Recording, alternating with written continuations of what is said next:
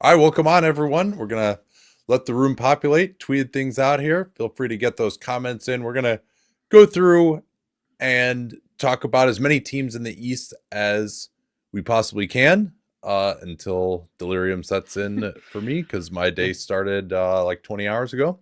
And we did a broadcast and everything else, but we're going to talk about that first. Yeah. See. Okay. Well, let's do a couple of faces here, and then we can start recording.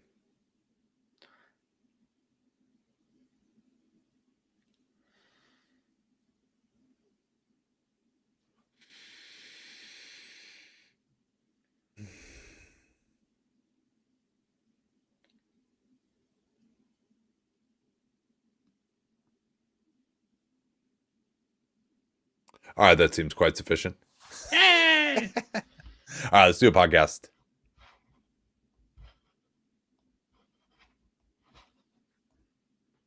All right, welcome on to an Eastern Conference 15 and 60, a day late, and because I am nearing delirium after watching Wizards Pistons, actually it doesn't really have anything to do with watching Wizards Pistons last night, but we recorded.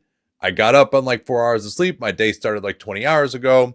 We just did a 3-hour broadcast of Philly and Miami. So that's probably where we should start. We'll get through as many of these teams as we can, and we'll do the rest of them in the morning if I happen to run out of gas, because Danny is never bothered by little human matters. I'm tired too. But let's start with Phillies. Let's start with Philly stats. The 76ers, after that loss to Miami Heat, they're 2-11 on the season. Yikes. 1-7 since the last 15 and 60. They're still below 10 in -10 in net rating. -10.3 is 27th in the league. These stats per cleaning the glass. They are dead last in offensive rating. 30th in the league, 104.6. A comparatively respectable 17th on defense. And ESPN's BPI projects them to finish with 38 wins. That would be the 6th seed, 38-44. And they still have a 65% chance of making the playoffs due to the strength of their preseason expectations. And this was a game that I was very interested in. I mean, it's important to note at the outset that Joel Embiid was doubtful to play, but then he was dealing with an illness. He played 31 minutes. He will, of course, be a focal point here. But I think one way to kind of start the conversation about this game that we broadcast is, in the first, it was a topsy-turvy game in terms of turnovers and fouls and a bunch of other stuff. But the Philadelphia 76ers led by 19 points in the first half and then got their asses kicked for about 20 minutes. Yeah, they scored a mere 33 points in the second half. And I think from the point that they had 46, it was 46-27 at one point. I mean, they must have had, like a 60 or 70 offensive rating after that point. I mean, they scored more than half of their points, maybe, 4 or 5 minutes into the second quarter. They had 33 in the first. And so there were a few encouraging things here for Philly. They played basically their best stretch of basketball all season, I would say, in getting out to that lead. Mm-hmm. Now, they did that without Joel Embiid on the floor. It was actually Andre Drummond, who at one point was plus 20 in the game. He had a rough stint in the third, but it was Drummond, Kelly Oubre getting in the passing lanes, forcing a bunch of turnovers. Jared McCain going off early in the second quarter with 3 straight drives for soft kisses off the glass and hit a couple of threes during that middle stretch of the first and the second. So he was looking pretty good. And they didn't play Gershon Yabusele at all in the first half. So it really, and then Caleb Martin had some decent moments as well. And they had a bunch of steals in the first. I think they had probably 4 or 5 pick sixes, or they gave up a bunch of pick sixes as well. And they were shooting it reasonably well. I think they were 4 of 11 in the first, and then they dropped off quite a bit after that. To give the stats on it, Miami had 10 turnovers in the first half that produced 15 Philadelphia points. And there were a few others that they left on the table where they got, forced a turnover. And I believe, let me look, 7 of those 10 were live ball. So actually, that's not an insane offensive rating off of that many steals. But I would agree with you. It was the best stretch I've seen Philadelphia play this season. They were getting everywhere on defense. One of the keys to the game in our preview was forcing turnovers. These teams are both top 5 in that, and I would be shocked if they deviated after this one. And so they were getting feedback loops, they were getting stops, getting turnovers. And another really bright point for Philadelphia continues to be Jared McCain. And McCain, he plays with a poise and a skill that belies his age and that bodes incredibly well for what he could be in the future. Now, his shortcomings are going to be hard to improve. He's not the greatest athlete. He's a pretty limited defensive player, especially if you think of him as a complementary guard rather than a primary creator. But he's so good at what he does well already. And he shows these signs of like making really good passes and making the right decisions, making quick decisions that are incredible. Yeah, he is probably the best passer on the team already. I think certainly the best passer when the ball is moving. Paul George has had enough pick and roll reps and he's got some height. So he kind of knows what buttons to push on the controller out of pick and roll, even though he also can get sped up and turn it over or be weak with the ball, as we saw a couple times tonight.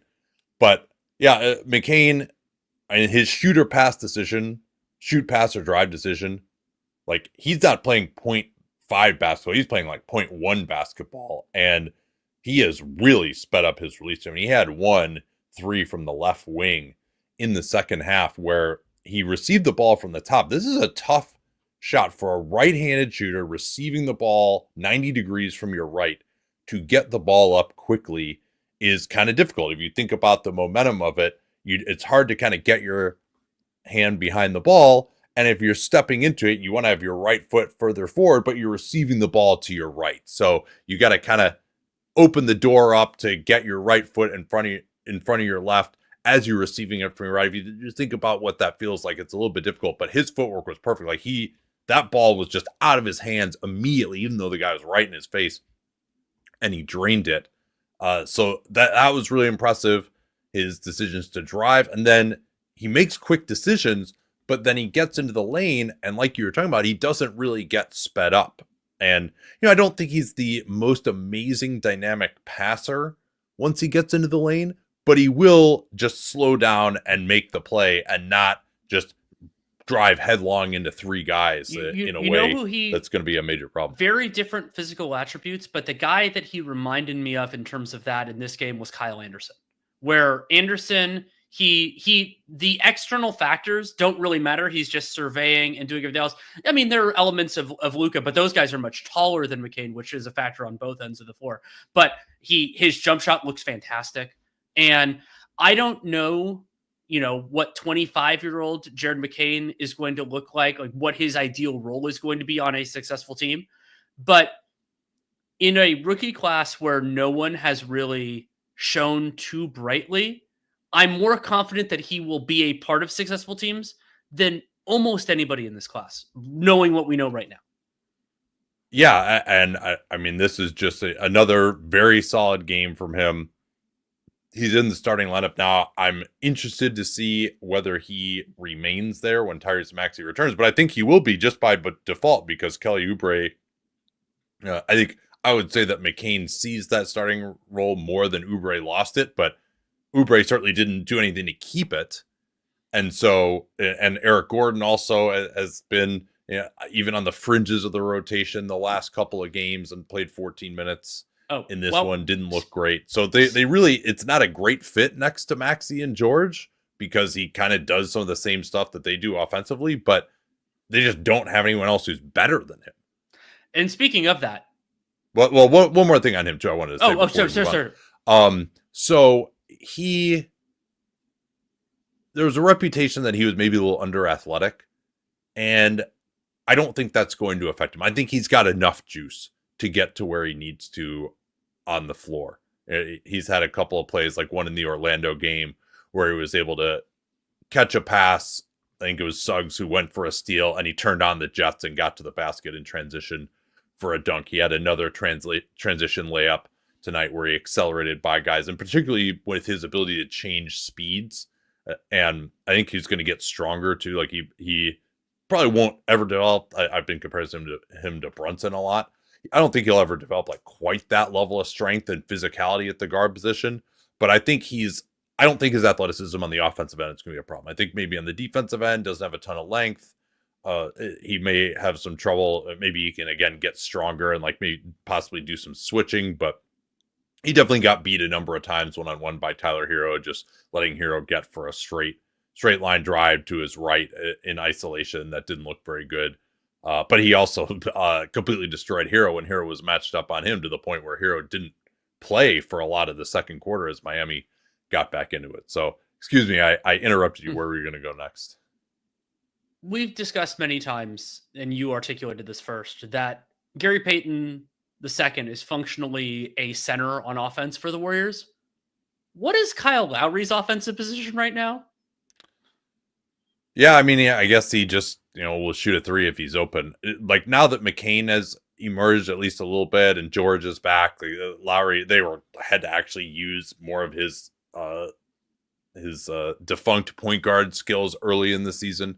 But they also just needed him to guard Jimmy Butler. Like, they didn't want to use Paul George in that circumstance. They didn't want to start Kelly Oubre, and Maxey is out. So that's kind of, and Nick Nurse at least trusts Lowry to execute. Like, he's made a few plays defensively. I guess he probably still would qualify as the best passer on the team, but I was going to mention that earlier, but yeah, it's fine. Yeah, he can't get into a threatening position enough to really make that passing sing. Lowry is, his brain still works. His body doesn't really much anymore, but again, they're relatively devoid of options. I did think it was good to see Caleb Martin show a few signs of life here.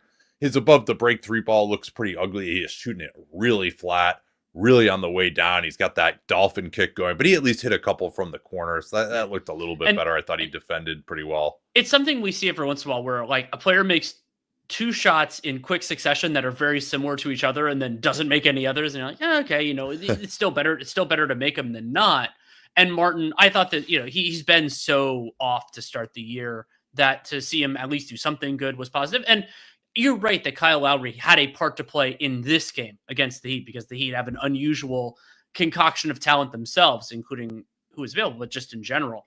And so there was a point for Lowry on defense, but I wonder about it in terms of other games, because unfortunately Maxey's going to be out for at least a little while longer. And so Philly, one of the other big takeaways they had that best stretch I've seen them play this season, is that, we went into this year thinking, they had a better bottom end of the roster than the average team that uses max cap space, because the old chestnut with this is that you have to have bad spots at the end of the roster. Incidentally, Miami with the Heatles was the best example of that, where that first team just had total trash, like for a lot of the bottom roster spots, because they just couldn't do anything else. I don't yearn for the Juwan Howard and Eric Dampier era in exactly, Miami. Or Mike Bibby for that matter. Or yeah, I mean there was a lot of flotsam on those teams, and so I thought that Morey did a good job, and I hold to a lot of my player evaluations, but they haven't gotten much from some of the guys have been worse than I expected, and we'll see where the full season numbers are.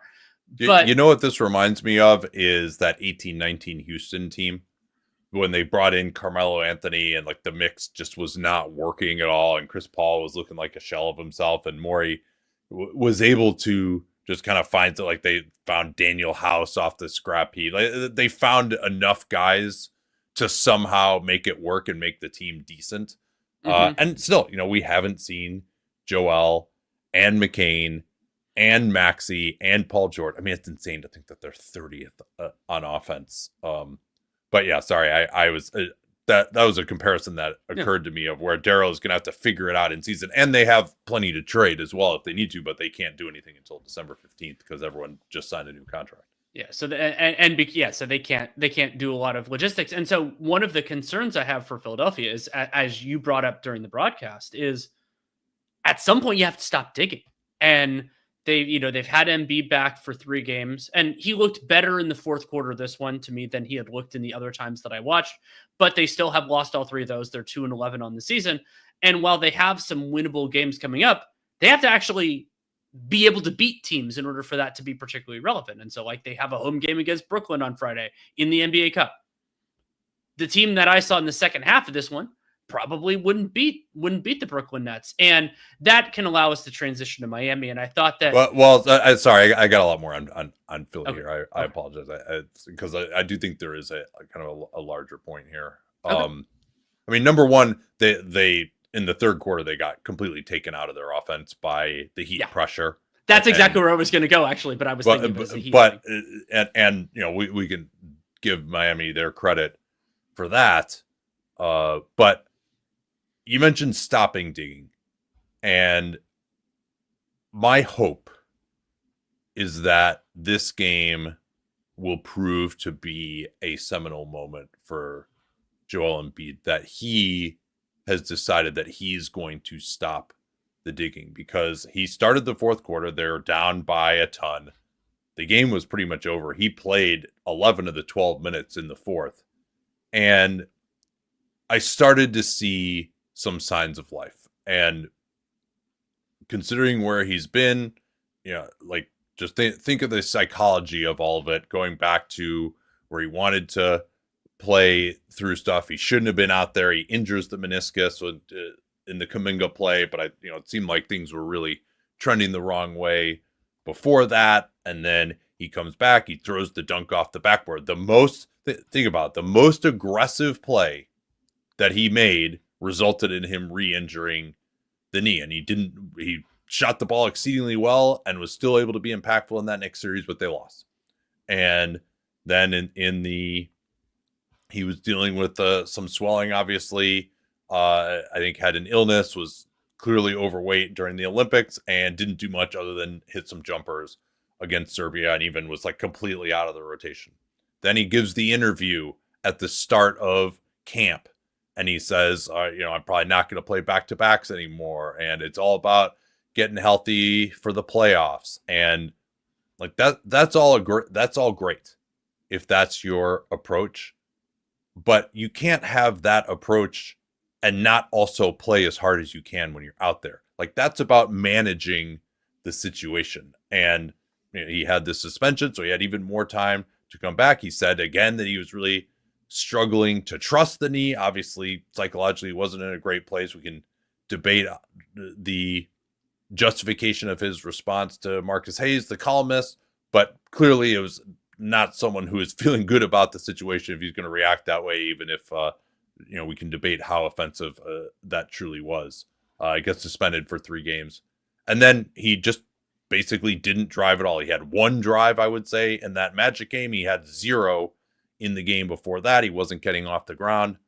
And finally in the fourth quarter, because he didn't do anything in the first 3 quarters, he was like -25 or something.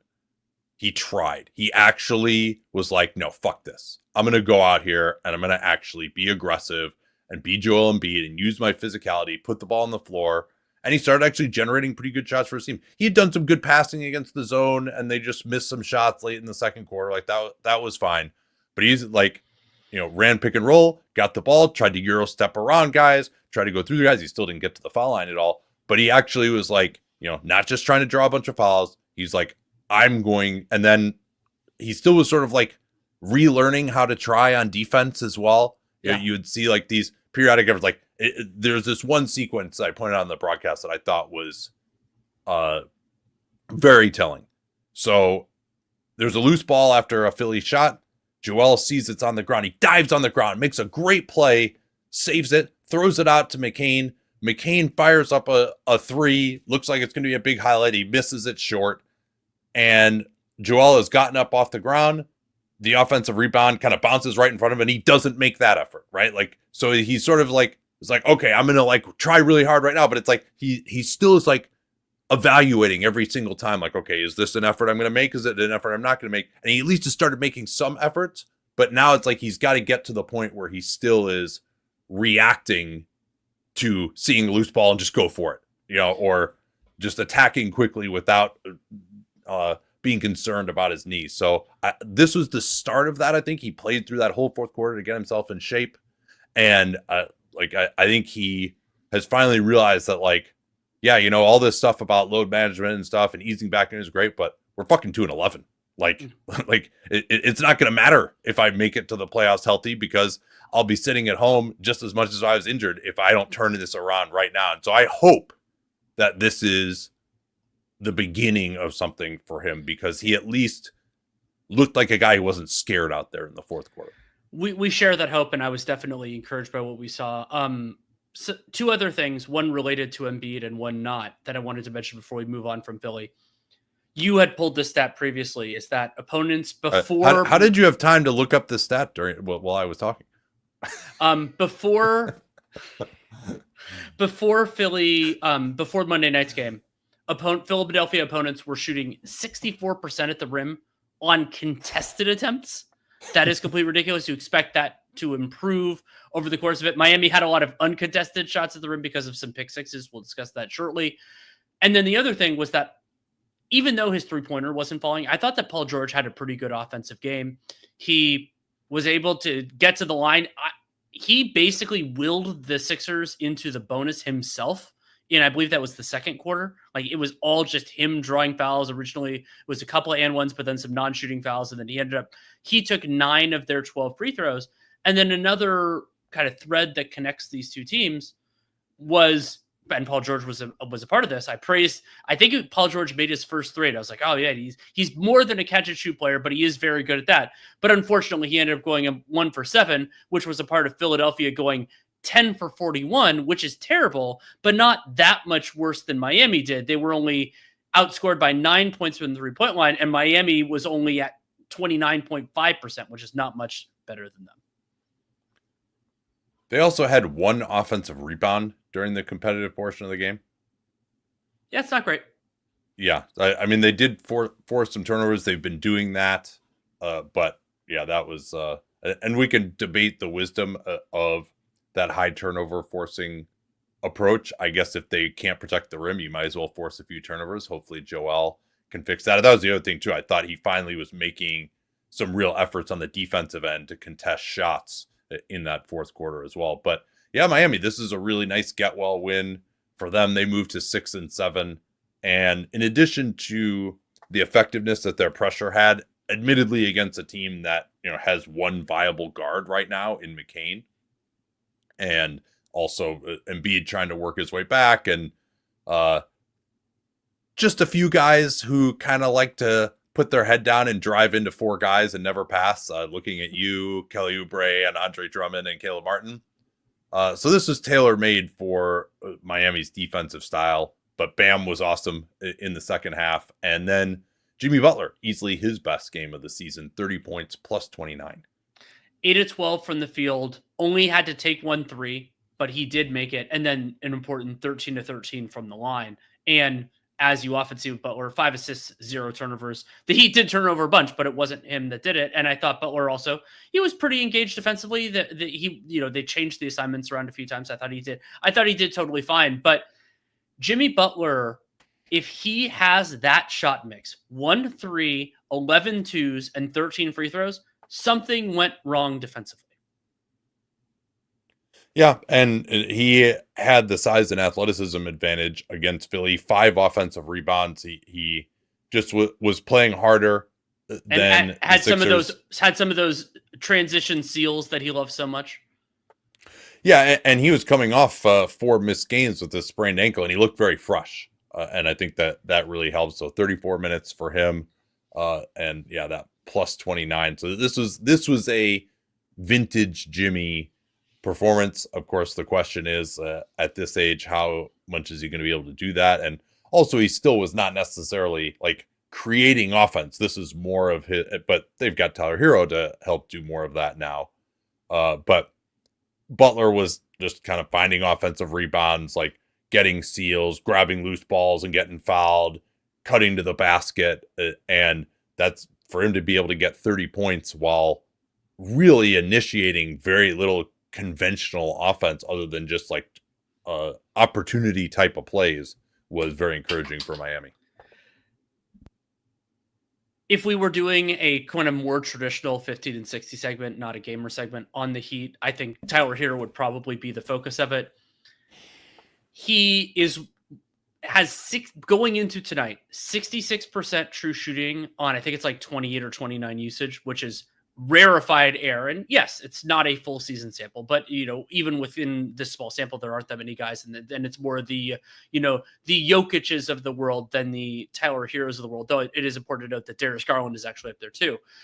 And Hero in this one, I thought that his overall offensive game was more miss than hit.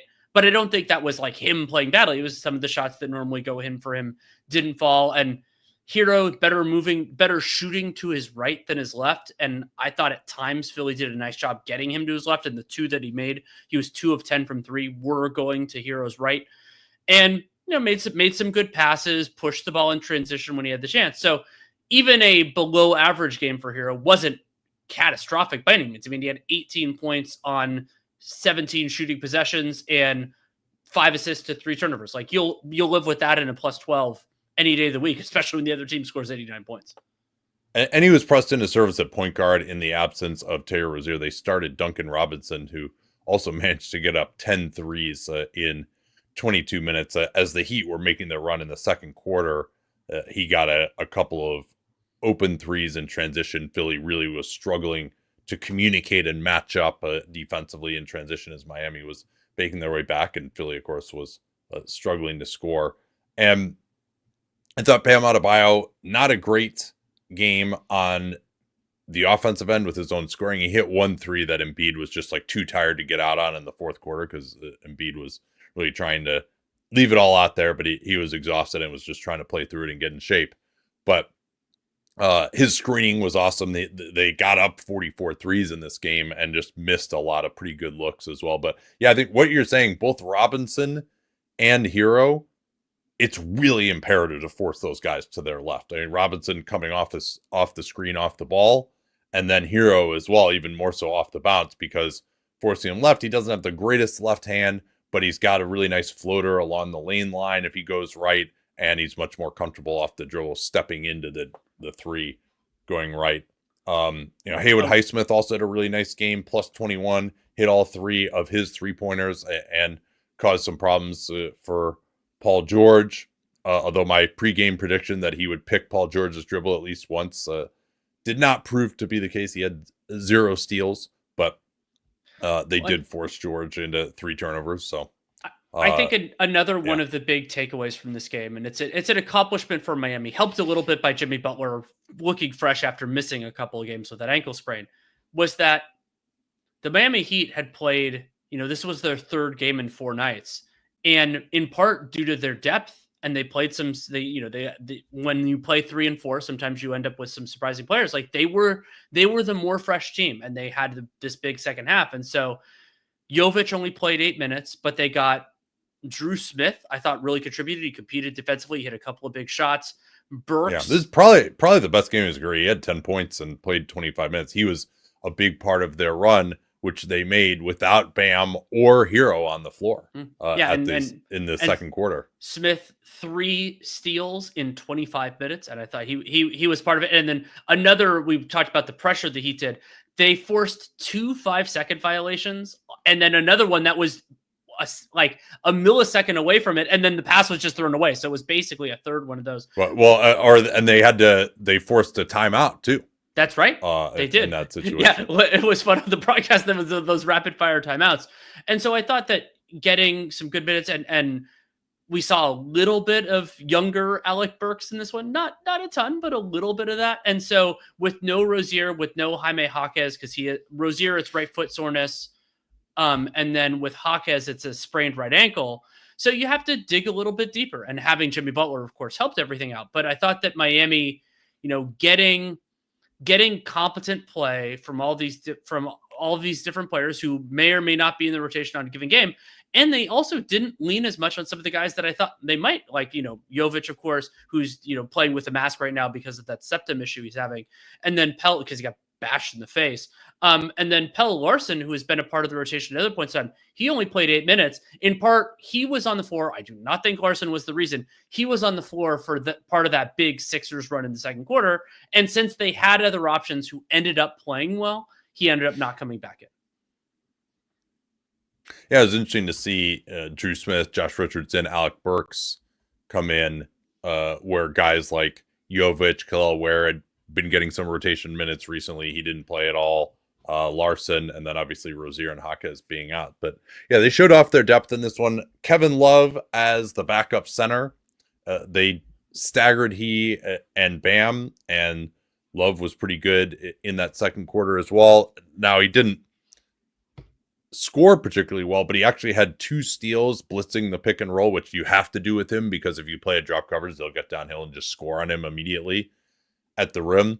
And that was the time they either played zone or in pick and roll, they had him blitz. And that was where Philly, I thought, just they missed some shots, but they also had some turnovers, and just their lack of continuity, I thought, really showed there, because there were places that they could have been taking advantage of, and they just weren't able to do it with Bam out of the game. You want to give the Heat stats before we move on to the barn burner I witnessed last night on the East Coast? Absolutely. The Heat are 6-7 on the season, 3-5 since the last 15-60. Positive 0.9 net rating is 14th, 15th on offense, 12th on defense, and BPI projects them to finish with 43 wins, be the 4th seed in the Eastern Conference. And Nate, I was pulling up their schedule I sometimes do this while we're talking 15-60 just to see what's coming up. Do you want to guess when Miami's next game is? Friday? Sunday! Are they like going overseas or something? I don't know. That's weird. It's so I was loading up NBA.com to make sure that it wasn't like an ESPN glitch, and I haven't gotten all the way there yet, but it seems impossible. Well, you know what else seemed impossible? The Detroit Pistons had a blowout win. Woo! That was not close in the fourth. I will say it's not impossible that the Washington Wizards would get blown out.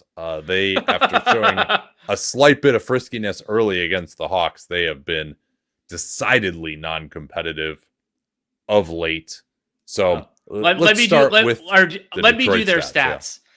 Or are you gonna do the Wizards first? No, I'll do the Pistons stats because we're already talking about them. Detroit 7-9 on the season, but 5-4 over 500 since the last 15-60, 2-0 in the Cup. Negative 1.1 net rating, totally respectable. That's 16th in the league, 20th on offense. JB Bickerstaff's team 10th on defense. BPI still skeptical. 33 wins would be the 12th seed, but we'll see how that continues to shift in time. And it also, as you noted, it is important for them to get a blowout win because they've won a lot of close ones, including against the aforementioned Miami Heat. Yeah, they did end up losing tonight on the second night of this back-to-back at home against Chicago, who are also on a back-to-back as well, but didn't have quite as far to travel. So, actually being in Washington for this game, I took the opportunity to ask JB Bickerstaff what some of his emphases were on the defensive end. I'll play the audio for y'all in a second here on the podcast. I'll splice it in later. But in summary, he just talked about how the biggest thing he wanted to focus on was the rim protection of Isaiah Stewart and Jalen Duren and to a lesser extent, Paul Reed. And if you look at their numbers, Danny, you can see that actually has been working so far this season. When the Pistons have been there to contest, it has gone pretty well for Detroit. They're giving up below 50%, 49% on finishes that they contest the rim. That said, as you pulled the stat you pulled, is that the uncontested finishes aren't going as well for them. But there's a portion of that you can kind of do that you can do as a team, and then there's a portion of it, if you're turning the ball over a bunch or anything else, that you're just going to give some up. Yeah, and Duren and Stewart had great rim protection numbers back when everyone remembered that he was a center in the Dwayne Casey era. and then they moved him to the 4. They declined, but both those guys showing remarkable improvement year over year. That's true. So last year, Jalen Duren, his contest rate is up from 22% to 29%. That's great. And the percentage opponents are shooting in the restricted area, is this on contests or is this just overall? Yeah, on contests. Yeah, on contests. So last year, opponents made 64% of the shots that Duren contested. That's down to 52% so far this year. And then for Stewart, he went from 52% on the shots he contested the rim down to 42% opponent field goal percentage. And then he's contesting up from 19% to 32%. Though in his case, I think of that as a little bit different because his positional role has shifted a little bit more. Yeah, he played the 4 more obviously last year. I mean, 19%, that's a pretty average number for a power forward. And also they did a lot of switching last year as well. That was kind of the thought of how they're going to defend. And part of that was I think they felt like Duren just couldn't be good enough as a pick and roll technician. And I think, not that the Washington Wizards were necessarily going to stress that out, but he still has the ability to get out on the floor if needed in certain matchups or if a late switch is required. But yeah, I mean, the Pistons are now a good rim protecting team. And despite the fact that they don't really have like that great stopper on the perimeter, hopefully we'll see Asar Thompson come back relatively soon. But they really have just gotten a lot better defensively. And it was at the point where the Wizards, I mean, again, not a great offense, other than a brief jag by Jordan Poole in the second quarter, hitting a few difficult step backs. They just weren't able to get anything going at the rim at all. Whereas the Pistons, on the other hand, dominated. At one point, the Pistons had taken 23 shots at the rim, and the Wizards had taken 7. Wow. So Washington is known for its conservative, restricted area logging to where they'll log more shots as floaters. But obviously, if the Pistons had 23 and the Wizards had 7, that's not very much. I mean, the Wizards just could not get to the basket at all in the half court. So the other thing too, I would say, is both Stewart, who didn't match up with him that much, and Duren really just bullied Alex Sarr. I thought Alex Sarr had a very rough game in this one. He did hit a 3 from up top early, but he just guys were just going through him. He only had 3 defensive rebounds in 24 minutes. He fumbled a couple of passes, had a couple of times where he just got the ball on the move and took a difficult fadeaway where it was just an impossible shot, but he should have just gotten off the ball. They're trying to run more stuff through him at the elbows and change sides of the floor, but partially due to him and partially just due to the fact that they're a young team without a lot of continuity. It takes forever for the Wizards to get from one action to another. It goes a little bit better with Valanciunas just because he's a veteran running some of these actions, but even he was only 4 for 11 from the floor in this one. So it just is like, okay, the first pick and roll doesn't work, and now they throw it back to Sarr, and he'll sort of slowly try to change sides of the floor, and then maybe he'll throw it to a guard, and then he's like, oh wait, I guess I should jog up there and set a screen. It just, every action has like a 2-second pause before they get to the next thing. And against the Pistons, who do a very nice job of pressuring out on the floor, it became very difficult for them to run their offense as a result. How'd you think Cade Cunningham looked? He took a back seat largely in this one. He did finish with one of his more efficient games and had another triple-double. He did have 5 steals, but it was really more Jaden Ivey and Malik Beasley who were excellent running the offense. Those two combined for 10 out of 18 from 3. And Ivey actually scored a bucket at the rim in the last 5 seconds of each of the first 3 quarters. Wow. That's hard to do. Yeah, it's very hard to do. I think they had Valanciunas out there at that time. I think I think it was Sarr at the end of the first half. Couldn't think of it, but in any event, yeah, Ivey looked pretty good. I'll talk a little bit more about him in a second. But Cade was just clearly the most mature ball handler for either team, and was able to get them into their sets and move it quickly. He's shown to me a little more ability to get to the basket this year. And he was matched up against Bilal Coulibaly, excuse me, who I didn't really feel much in this one, particularly defensively. He was listed with 3 steals. He had a couple of strips on like fast breaks, but I thought Cade was largely able to get to where he wanted to against him. So it was just sort of a mature, controlled game from Cunningham as Ivy and Beasley were going off, but he was certainly at the root of that. And then Ivy, he just looks fast out there. I asked him after the game, like what had changed for him from a skill development standpoint. And the two things he pointed to were just being more comfortable taking the three. He was 4-7. He hit a couple, he's actually, we'll see how much he keeps hitting it, but he's taking it now like he believes he can make it. Like you go under on a handoff, he's just going to pull it. And then he also said the other thing was that he just has gotten a lot stronger. And I could see that too. He just looked more explosive. He could get it in the lane. The difference between him and Duran, who's always kind of been a man-child, but the difference between him and, some of these Wizards rookies like Koulibaly or he's a second-year guy, but Carrington, Sarr, obviously Jordan Poole is never going to be a gym warrior. Ivy was really able to overwhelm a lot of the guys who were trying to defend him physically and turn the corner and get to the basket and finish. And Ivy, I've thought that we've seen some growth from him as a playmaker and everything else. And the strength thing is such an interesting point because one of the best games I've seen Sarr play so far this year was against the Spurs, who don't really have that kind of player in their rotation. Castle can at times, he can use his athleticism, but it's not the kind of bully ball thing that the Pistons actually have a lot of guys who can do pretty well. Yeah, so I think, Stewart hit a couple of threes or he hit 1 3 and took another one from up top. And so that's something I'm hoping that we'll see a little bit more from him because he's mostly been operating as a center, but particularly when Thompson comes back, and I saw him walking around, looks like he's hopefully going to be pretty close.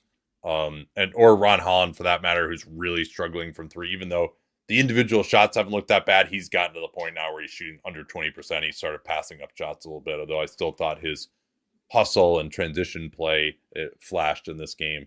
So being able to station Stewart out in the corner a little bit is good against someone like Valanciunas. He was able to be effective. Not quite Victor Wembanyama going for 50 style, but enough to be a threat. And he and Valanciunas fighting when Valanciunas would try to post up was pretty amazing. And Stewart would not be moved. And Valanciunas, like I mentioned, was 4 for 11. He did a good job containing him in the post. Before I forget, one other nice piece of news for the Pistons is that after his DNP head injury is the way that it was described in this game, Hardaway Jr. did return in their home loss to the Bulls. He started and played 30 minutes. And so always good to see a player come back from something like that. We weren't sure how long, at least I wasn't sure how long he was going to be out. Wendell Moore has actually been in the Detroit rotation. We alluded to that a little bit yesterday, talking about the Toronto game. Can't say I really saw much from him. Tim Hardaway Jr. has been out. That's part of why he's been playing. But he kind of just looked like a body out there. Not someone who's three-pointer you're really respecting that much. I think he at least defended a little bit more reliably than in the past. I think that's one thing that JB Bickerstaff as a coach really gets guys suspect perimeter defenders to defend. And you look at what he's done with the likes of a Karis LeVert, for example, over the course of his career. Even Donovan Mitchell and Darius Garland are way better than when they first came to him. And I think Ivy has taken some steps forward on the defensive end as well. And the Pistons switching 1 through 4, the Wizards really didn't have much of a counter for that. So, really liked what I saw from Detroit. They couldn't sustain it against a more dynamic offense in the Chicago Bulls, who actually are somewhat dynamic, as we'll talk about later, but probably tomorrow. I'll do the Wizards stats. Yeah, let's hear them. Oh boy, Washington Wiz under, baby. We took the under, right? I think I took their over and regretted it. No, I did too. I know. The Wizards are 2-11 on the season. Yeah, taking the Wizards under, the Wizards over, and the Nets under. That is not an instant mulligan. It took a few games, but not many. Well, I at least had the Nets over, but yeah, you did. 2-11 for the Wiz. They've lost all 8 since the last 15 and 60. They're last in net rating at a ghastly -17 points per 100 possessions, and that's with 2 wins. They're they were 2-3 at one point. There was actually like slight reason for optimism, but as it turned out, unfortunately they couldn't play the Hawks every game. And have they been even like had like a close game recently? Probably not if they've been negative 17 net rating. So just looking at final scores, the last time, so that Hawks game, they ended up losing by 12. But I believe they were leading that game by like 15 or something like that. So they lost a lot. They just had a lead to start with. And then the Spurs game, they only lost by 9. Okay, yeah, that's that one. Like, but they were down by a lot. Like, yeah, that one was competitive, even though they gave up a $139 to the Spurs. But yeah, in Atlanta, they're down. I mean, they're just every single one of their losses has been a complete destruction. And they really were. They were 2-2 at one point. Maybe they'll be thinking about them like we were the Pistons last year, because I think they were like 2-1, and then they lost. And then they were 2-31, but whatever it actually was. But yeah, 2-29. And so the Wizards, 28th in offense, 30th in defense. BPI projects them to finish with the worst record in the East, but still 21 wins. I am skeptical of that 21 wins, of course. And in this one, they did make 44% of their threes. That definitely can help buttress your offense. But and Kuzma, 10 of 14 from the field. Almost all of that was inside the arc. That's always a little bit interesting. That was kind of a lot of difficult floaters off the glass along the lane line, and like wide pin downs into a mid-ranger that was pretty contested that they're willing to give up. So he hit a few tough shots, and at least it wasn't like crazy iso ball. It was at least like him moving a little bit off the ball to try to get an advantage. He was playing like kind of more of an old school, 80s style of scoring forward with, kind of hitting like, mid-range shots coming off of screens from 2-point range. But, it was nothing that I thought was like particularly compelling or sustainable or creating for his teammates in any way. How did Malcolm Brogdon look physically? So this is his first game back coming off the thumb surgery. He looked fine, but the Pistons contained him pretty well. Like, he tried to do a few of those just like hard right-handed drives and then just got into trouble and like threw the ball away. Like, he just looked rusty. So I think he looks okay. That was definitely he kind of forgot he was on the team type of thing. So maybe he'll give them some degree of competence, as he did with the Blazers a year ago. And since the Wizards only play in the Bay Area once, I haven't gotten to see Bob Carrington since Summer League. How did you think that he looked? Yeah, he is not being featured at all. Like, he's out there to start just because they don't really have anybody else. And they're not going to start Brogdon just because of where they are. But, they run some stuff through Sarr, Poole, Kuzma, like very few pick and roll reps for Carrington. I mean, he had one beautiful play where he broke a guy's ankles and stepped back for a 3, but he's mostly just been a spot up guy. Like he's essentially, playing as like a 3-and-D sort of player, but of course, he doesn't really bring the D aspect to that that's, at this point. The point that I'm a little bit concerned with Brian Keefe is that I would like to see, in terms of building out the sample and everything else, and maybe this is me being selfish as an analyst because teams have different priorities and development and all that stuff. I would like to see Carrington play a little bit more with the reserves and have a larger role than to be the fourth option with the starters. No, I think that makes some sense. I mean, there still is a thought. Corey Kispert is still on this team too. Like that, they have Corey Kispert is still extended on this team. Yeah, they have some guys. So, but yeah, I see what you mean. They don't really, outside of Brogdon, they don't really have a backup point guard. So, and we'll see. I'm sure he'll start to ease into things a little bit more. But yeah, with Keefe, I can't say that, obviously you make the comparison to OKC because of Michael Winger and Will Dawkins, and that they're going through an OKC-esque rebuild. And that OKC team, the teams that Daigneault was coaching the first 2 years before they just completely pulled the plug with bad and, started throwing out terrible players, They had kind of similar level of veterans. Now, nobody who can defend as a veteran on the Wizards. That's part of the problem. They don't really have any kind of a defensive floor with this group. But I can't say I've seen anything from Keefe that makes me feel like, oh, this guy, because like Daigneault, even when he was coaching a terrible team, I was like, I had a mid-pack in my coach rankings. So you would see some things from him, and I can't say that I've seen much from Keefe so far. Jordan Poole, I will say optimistically, like, he's not a complete fucking joke anymore offensively.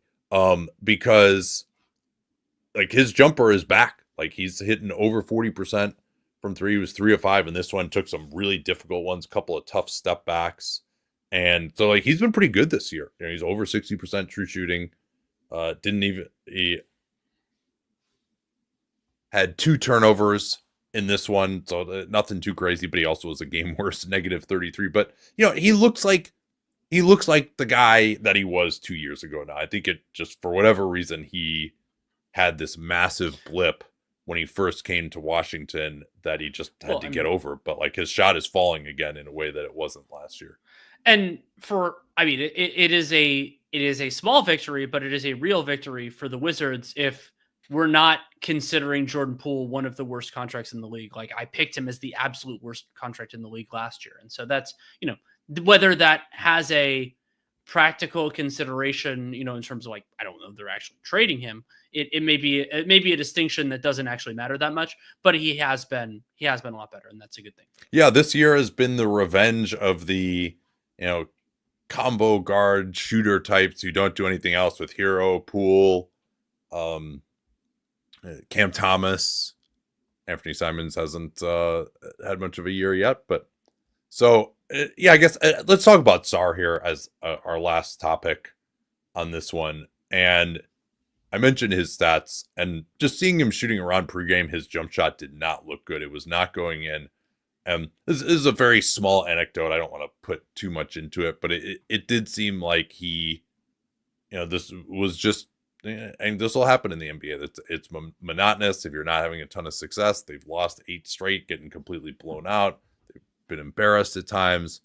And so there was one point at which like he was shooting corner threes and he makes the first one, but he had his toe on the line. And the coach was like, all right, doesn't count. That's a long 2. And he just he kind of groused about it. And I'm like, nah, dude, that's any coach will tell you that it doesn't count if you as a made 3, if you got your foot on the line. But it's just sort of like, again, this is not an indicator he's like a bad kid or anything. I think it was more just that he kind of was like, not feeling great that day. And then he went out there and just got his ass completely kicked by Duren and Stewart, who were really physical with him. And he just couldn't get a rebound, only had 1 block shot. He would try to come over and contest, and there'd just be a body in the way, and he'd kind of give up. The Pistons were getting right to the basket. They're getting offensive rebounds, and he was completely overwhelmed in this game. You just invoked Cam Thomas. Why don't we go to the Brooklyn Nets? Yeah, okay. 5-9. 2-5 since we last checked in on them. So the anchor is beginning to plummet at least a bit. They are 20th in net rating, -3.3, 11th on offense, and now 28th on defense. And they've got another Nick Claxton injury to deal with. They are going super small now. We saw in that Nick game, and having to play the Knicks twice in a row doesn't help your defensive rating because they're a really good offense. But they're just going small a lot. They have spent very little time with an actual shot blocking center on the floor. They try to switch, doesn't really work, but they still project for 33 wins, which would be the 12th seed, and a 15% chance of the playoffs. Of course, that is not going to be the same group by the end of the year, so I would certainly take the under on 33 wins for them. And we'll talk about Cam Thomas in a second. While the Nets are actually 11th on offense and they've kept their 3-point attempt rate up pretty high, that's the main reason. They certainly don't have the 11th best offensive player in the league, but they've been spreading the floor and putting a bunch of shooters out there, and they pay the price on defense to some degree. I did think it's interesting, though, that they take a league worst 15% of their shots in the last 4 seconds of the shot clock, which just kind of evidences like they're trying to play fast, but once they get into a half court set, it's just a lot of throw it to Cam Thomas and let him bail him out. But he's been doing that to some degree. He has. And so Cam Thomas, this is age 23 season, and he did not agree to an extension with the Nets in the offseason. So he will, assuming he gets a qualifying offer, be a restricted free agent in the summer of 2025. And you never want to go too much into it, but Cam Thomas career highs as of right now, if this were a full season, 24.5 points per game, 3 assists per game. Assists per game, I actually hoped was going to be a little bit higher, but they do have Dennis Schroeder, more on that in a bit. And the place he still is probably down in that Colin Sexton, 24 points a game at 6'2" or under and 3 assists club, and Sexton has gotten better as a passer over the years, but Sexton is also a more effective driver than Cam Thomas. But that's certainly he's right up there for like worst assist rate for a high scoring guy, 6'2" or under, I would imagine. It has to be high on the list. And so one of the really encouraging things for Cam Thomas is that he had a brutal shooting season his rookie year, but has been 36% or stronger on threes every single season since. And his 39% on 7.7 threes per 36 this year is his best yet. And even with some regression, when you think not only about the volume, but the difficulty of some of his attempts, like you're happy with that. And something that I was fascinated by, because this is a stat that NBA.com has. So this year, Cam Thomas is making 39% of his pull-ups and 36% of his catch and shoot. You're happy with both those. It's unusual to shoot better on pull-up threes than catch and shoots. I'm like, oh, maybe that's just the type of player he is. Every once in a while, there's a guy like that. That is not what Cam Thomas was last year. Last year, he shot below 31% on pull-ups, and he shot 43.6% on catch and shoot. So where these equalize will be a lingering question. And again, small sample sizes, all that type of stuff, for splits of splits and everything else. And then the other important improvement for Thomas is that he's been below 50% each of the last 2 years, kind of with this more consistent role within the Nets offense. But he's over 50% on twos this year. And he's taking more shots around the basket. Still only 16%, but that's better than it was before. And he's taking a lot fewer of his shots as 2-point jumpers. Last year, 41% of all of Cam Thomas's attempts were 2-point shots from beyond 10 feet. That 41% is 24% this year. That is great. He's making over 50% from both the Basketball Reference does this from 10 to 16 feet and 16 feet beyond. I don't think that's going to continue, but the shot mix is healthier. So even if there's a regression overall, I'm happy with a lot of that. Yeah, again, you wonder what percentage of the time these contested jump shots are going to go in. Sure. But the fact that he has a little bit of a baseline for taking more threes and also getting to the foul line a lot, and he's got like a little bit of that knack for drawing fouls. He's kind of got that big body, welcomes the contact. So I think this is certainly, this start makes you more optimistic that maybe he could get a Jordan Poole-like contract someday. I don't know. I mean, I think the league has maybe wised up on those sorts of contracts for those sorts of players, but it's been interesting. I mean, he's had all he can eat, but he's been able to do a good job of maintaining his efficiency.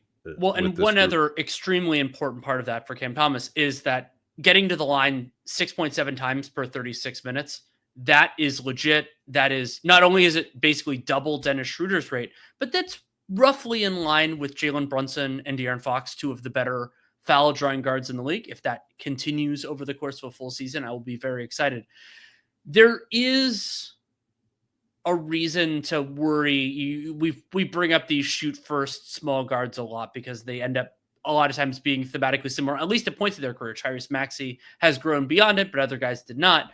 Is that, and there's context for this, but when Cam Thomas and Dennis Schroeder play together, the Nets have a fabulous, basically 120 offensive rating. That's 84th percentile on cleaning the glass. They are outscoring opponents in those minutes, despite some of their other deficiencies. But when Thomas is on and Schroeder is off, basically a 108 offensive rating, significantly worse. And this is, again, there's a lot of defensive stuff in this, a negative 25.5 net rating. So one of the concerns, and part of this is like Cam Thomas is taking harder shots. He's missing them more. Like his own threes aren't going in quite as much. But it is the idea of maybe this is a little bit more empty calories. And like I brought this up, I'm trying to remember what team this was last year, where it's like the one player was getting a lot of the credit, but it's like I think this is still Dennis Schroeder's offense more than it's Cam Thomas's. And Thomas is doing well, and he deserves credit for the success that he had. But that could be a way for Brooklyn to tank more effectively, is to just reduce the number of capable offensive players by one specific German. Well, yeah, that's a good metric, one specific German. But yeah, and Schroeder's been good so far this year as well. And he's really the only point guard on this team, unless you want to count Ben Simmons, which I don't particularly. They don't really have anyone coming off the bench. And so, yeah, I think, and that's part of why this player type, you kind of put a ceiling on yourself by playing him, because he's not someone who can be your primary initiator, because he's just not quite a good enough passer. So he's got to play off the ball. I mean, he'll be on the ball as a scorer, but he's not going to initiate the offense and set up his teammates. And so now you're playing, in all likelihood, with two small guards, or then maybe you got to try to find, a Dyson Daniels type, but then that guy probably can't shoot to play next to him, and that is going to limit your offense. So it's really, the problem is if you have a guy like this who can't truly play point guard and be your smallest player, then you're putting this very hard limit in most cases on your defense, unless you're, the 22 Golden State Warriors with Draymond Green and all the guys that they had. Take a couple of quick questions here. From Hirsch, asked for the thoughts on Bub Carrington after seeing him in person.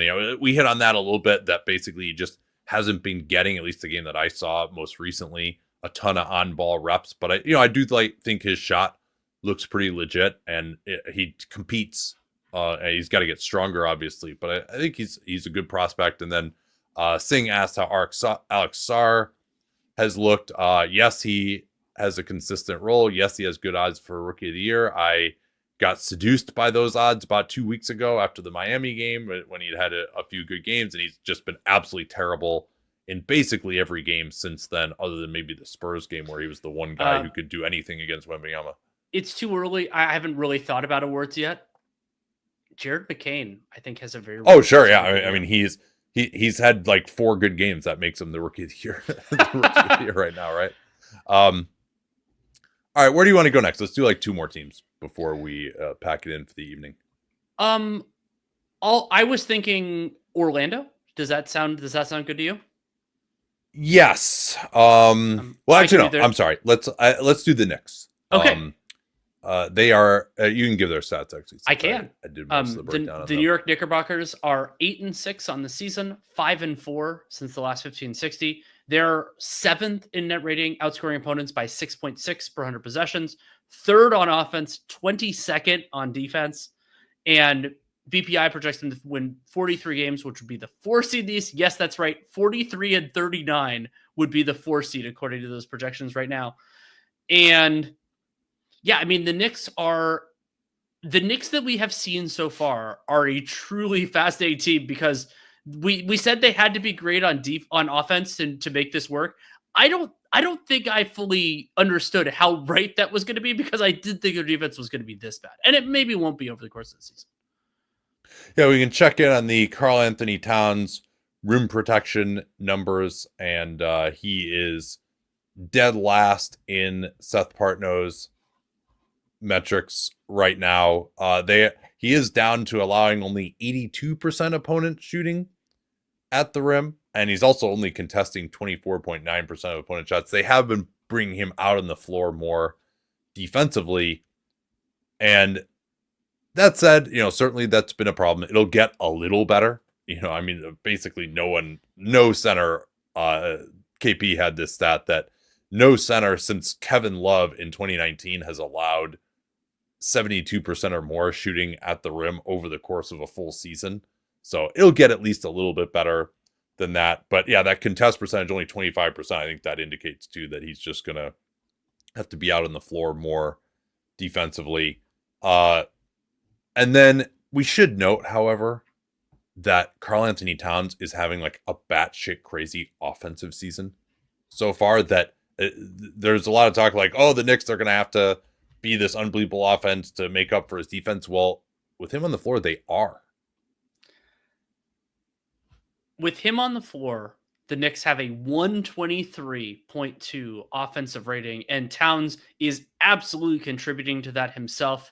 66% true shooting would be a career high on 29 usage, which would also be just under a career high. He had 29-1 in a partial season for the Wolves in 2020/21. That was the year where, it was a shortened season too.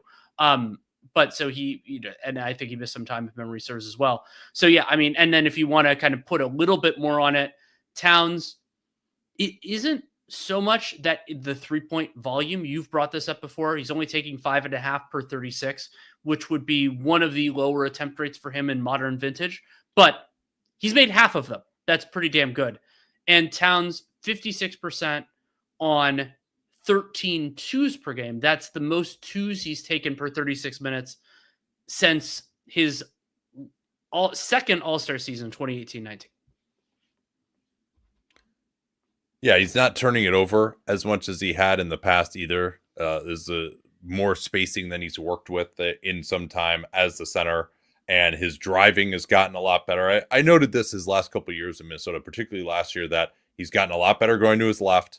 He doesn't commit as many offensive fouls anymore, and he's more under control, and he can use his body, even against when he's being guarded by a wing. If he can get that guy closing out at him and get a shoulder past him, he can use his body to go right through that guy and get to the basket. And the other team usually is not going to have a ton of rim protection with the spacing that the Knicks have. So, I mean, they don't have like the greatest 3-point attempt rate as a team, but they at least have guys who are going to stand up by the arc that you have to theoretically guard. I think some of the better teams will be able to slow him down by putting a wing on him. But I think he's just been brilliant on the offensive end. And like, that's the biggest reason why the Knicks have been totally unstoppable is, I mean, I think so far he's been their best offensive player. And now they have not really staggered he and Brunson that much. So I think that's part of that big differential, but it's bigger with Towns than it is with Brunson, because when you're taking Towns out, you're replacing him with the Jericho Sims, although Jericho Sims did have a ridiculous dunk on Kyle Kuzma today, or Ariel Hukporti. So Towns deserves a lot of credit for his offense. I know we've been on his defense, but you know, if they're going to be a 123 when he's on the floor offensively, maybe it is all worth it. Part of the problem, though, is that Mikal Bridges, you know, there isn't actually as much statistical decline as I had thought there might be. But that's more because he never really put up a ton of statistics defensively. So a few stats on that. This year, 1.6 deflections per 36 minutes for Bridges. Same last year. Going back to his last 2 years in Phoenix, he was at 2.1. That was basically his career high. And then relatively low steal rate. He was at 1.9 and 1.8 his first 2 years. Then he's been 1.2 to 1.0 every year after that. And defensive EPM was also, again, never that great, plus 1.2. Now, some of that's indexed on some of these stats, of course. Then he was 0.2 his full year in Brooklyn, and now he's negative 0.4 this year. So other than that one block on Schroeder at the end of that Nets game on Friday, you really have not felt him very much. And I think, I'm not saying he wasn't good in Phoenix, but also that perhaps they had a good defense. He was sort of the big star. He was second in Defensive Player of the Year, which was pretty ludicrous. I think, was that the year that Smart won it? I think it probably was, which is also ludicrous. But the bigs just didn't play enough games that year. So, and then this is also pretty interesting, this stat here of the Knicks drives allowed per player. And of course, there are many confounders here, right? That who you're guarding. If you guard a guy who's more likely to drive or get a screen, then you're going to give up more drives. But Mikal Bridges has allowed the most drives on the Knicks, 120. Second highest is OG Anunoby with 75. And that's because, you know, they're putting Bridges on probably the main guy on offense who's a guard who's going to drive. And the numbers are not awful, right about mid-pack, but I think it's interesting. Bridges has actually allowed the most drives of anyone in the whole league. So they are, when he's been guarding guys, they haven't really been able to keep them out of the paint. And maybe, again, that's going to require a little bit of a change in their defensive approach to try to do a better job of just forcing those guys to give the ball up, because Bridges he's not really capable of just being the set it and forget it, get over the screen and bother the guy from behind so Karl Towns can drop back. That doesn't really seem to be working. By the way, the 21-22 Defensive Player of the Year voting, Marcus Smart first, Mikal Bridges second, Gobert third, Bam fourth, Jaren Jackson fifth. Yeah, I think I had Draymond that year.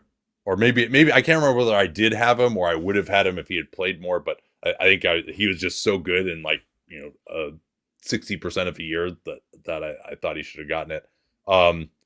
Yeah, so that's where the Knicks are at. Those drive stats, of course, courtesy of our friends at Sport Radar. So I think we can finish up this podcast with another high-profile team, this one with a below 500 winning percentage, and that is the Milwaukee Bucks. Yeah, they've had quite a bit of drama where they should have lost to the Pistons after they gave up a back cut to Ron Holland, and Giannis got called for a foul. Holland missed both free throws right at the end of the game on a sideline out of bounds. Similar action, but a little better disguised than the one that the Pistons beat the Heat with. They actually showed that play to the Bucks on the sideline, and then they still gave up a pretty similar action of a guy running to the free throw line and then curling off the back screen. But then, of course, the last 2-minute report said that Giannis didn't even foul Ron Holland, but the Bucks couldn't challenge that. They end up winning that game in overtime anyway. Then there's a phantom foul call on LaMelo Ball as they lost to go to 4-9 against the Hornets over the weekend. Doc Rivers got himself fined for that. And then they dodged a rocket, shall we say, tonight, where they're down. Giannis makes 2 amazing plays in a row, stopping Fred VanVleet and then blocking Şengün at the rim. They come down and score, take a 1-point lead. Rockets inbound the ball. This is another foul to give situation that I thought went completely awry. They give the foul to give. Andre Jackson Jr. hasn't played the entire second half. They bring him in. He gives the foul to give, allowing the Rockets to reset with 2 seconds left, but a little bit lower on the floor inbounding. And they run a nice little play. Giannis miscommunicates with Jackson, runs out to guard, I think it was Jalen Green at the arc, and just leaves Alperen Şengün wide open. And Fred VanVleet's pass was just a little bit out of his grasp, and that they would have had the game-winning layup, but instead Şengün just couldn't corral it, and they couldn't get a shot up. But it was just a massive defensive mistake at that point in the game, and they just totally dodged it because the pass and the catch just weren't quite there. And so that pushes the Bucks to a 5-9 record, but a stronger 4-4 since the last 15-60. Another thing I wanted to look at, this again comes from our friends at Sport Radar. They have a metric of when the team crosses half court, and they separate it out into tranches where of 2-second intervals. So 24 to 22 all the way up to 16, obviously, is the latest you can cross it. And the Bucks are dead last in the percentage of time that they cross half court within 2 seconds, which again is amazing to think of for a team that employs one of the greatest transition threats in NBA history. And Dame can be decent in transition, but he generally hasn't pushed it up. And they, of course, have absolutely nobody else who's going to push the ball on this team. So, yeah, only 12.7% of the time do they cross half court within 2 seconds of receiving the ball. That is last in the NBA. What I wanted to look into for Milwaukee was that after being in the top 5 3 out of 5 years, and one of the 2 that they didn't, Brook Lopez basically missed the whole season, and they were still top half. The Bucks were 19th last year, and they're 19th right now. They're 21st on offense, 19th on defense. And I wanted to look into how that's happening. And so I often start this with the 4 factors. And even in the Bud years, the Bucks have always been super low in forcing turnovers.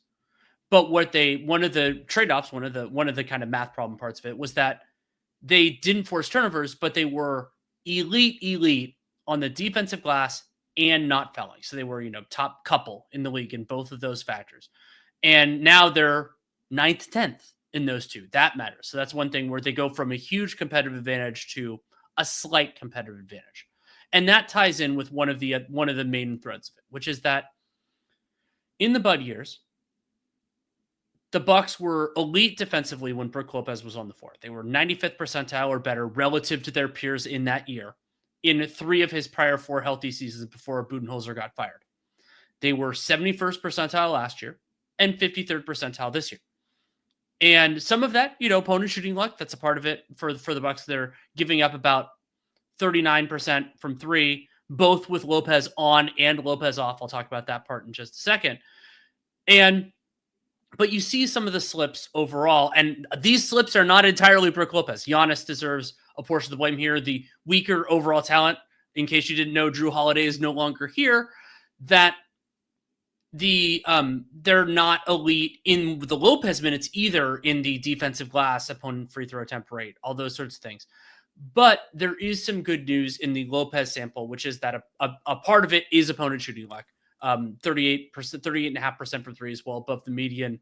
And it is important to note, though, that Bucks opponents were well below the median in their respective years in Lopez's minutes each of the prior 2 years. So it might be a pendulum that would have swung further previously, and it just didn't, and now it is. Yeah, with the personnel changes, obviously, as well. And with opponents shooting that 48% on long 2s with Lopez off the floor, yeah, that's probably not sustainable. That's like the best offense usually shoots that. But there is something to that possibly because, and Brook Lopez has talked about this as well, that the point of attack defense with the style that he plays really matters. And let's not forget too, that for a lot of the Bud era, even, it was really good point of attack defense. And then also like a ton of nail help as well, even one pass away off the wings before you'd even get to a Giannis or Brook Lopez at the rim, which, they don't really play that way anymore. They don't have those type of athletes anymore. So it is, if it's Damian Lillard trying to get over a screen, if Brook's going to drop back, that guy basically has free range to do whatever he wants in the mid-range. And yeah, it's good to force mid-range shots, but it's also, these are NBA players who can shoot a really good percentage if you don't put any pressure on them at all from 16 feet away from the basket. And turning to Seth Partnow's rim protection stats, Lopez is still a remarkably strong 2nd in rim protection wins, which factors in playing time. But he is 5th, which is still great, in kind of the per minute version of that stat. But some of the players that he's behind are smaller roles, like Jericho Sims and Isaiah Stewart. Both those guys come off the bench for their respective teams, and he's behind Sims, but not behind Stewart in that respect. And so the Lopez part of it, I would say it's a, when you look at it statistically, it's a small downgrade, one that is not at all surprising when you consider his age. But the other huge component of this, and again, the Lopez on minutes include more than Brook Lopez, and that's going to factor into the next part, which is what's going on when Brook Lopez is not on the floor. And the non-Lopez minutes have been an absolute disaster for the Bucks defensively. A 121.8 specifically, defensive rating is 9th percentile, and they're below average in most of the 4 factors. The only one that they're above is that they're not fouling a ton, but they're also just not defending at all. And those minutes are mostly Giannis and Portis at the 4 and the 5, however you want to define the positional definitions there. And that group actually has an even worse defensive rating at 123.2. And there is some opponent shooting luck in that sample, to be absolutely sure. And they're not horrendous in terms of rim protection, in terms of field goal percentage. But, and this is another change from the Budenholzer era, opponents are taking a ton of shots at the rim in the non-Brook minutes, and they're not taking any long twos, so the shot mix is just a lot less healthy. Yeah, and I do think Giannis has picked up his effort level these last few games with Dame out, and probably really anybody that they could put in there, even like an AJ Green, are gonna be better defensively than Dame. So that certainly helps some too.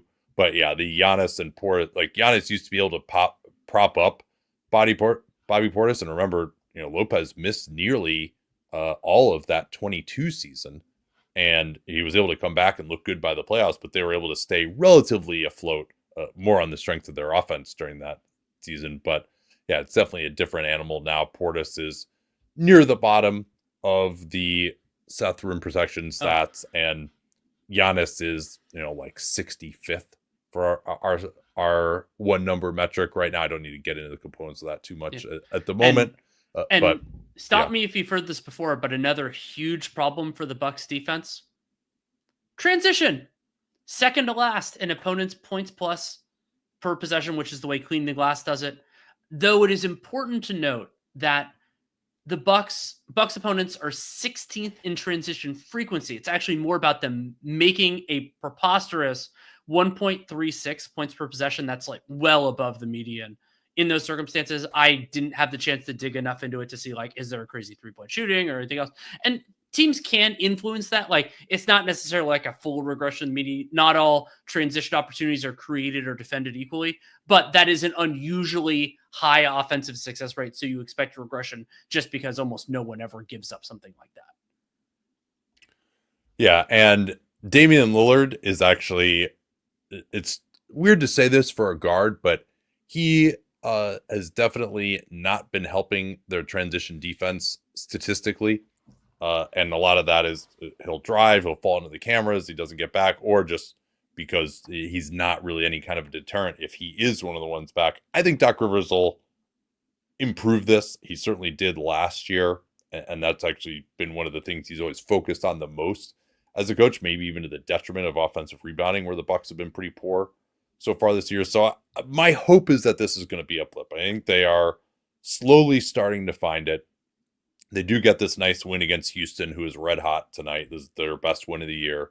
And I'll be very interested to see what takes place in the NBA Cup on Friday against Indiana.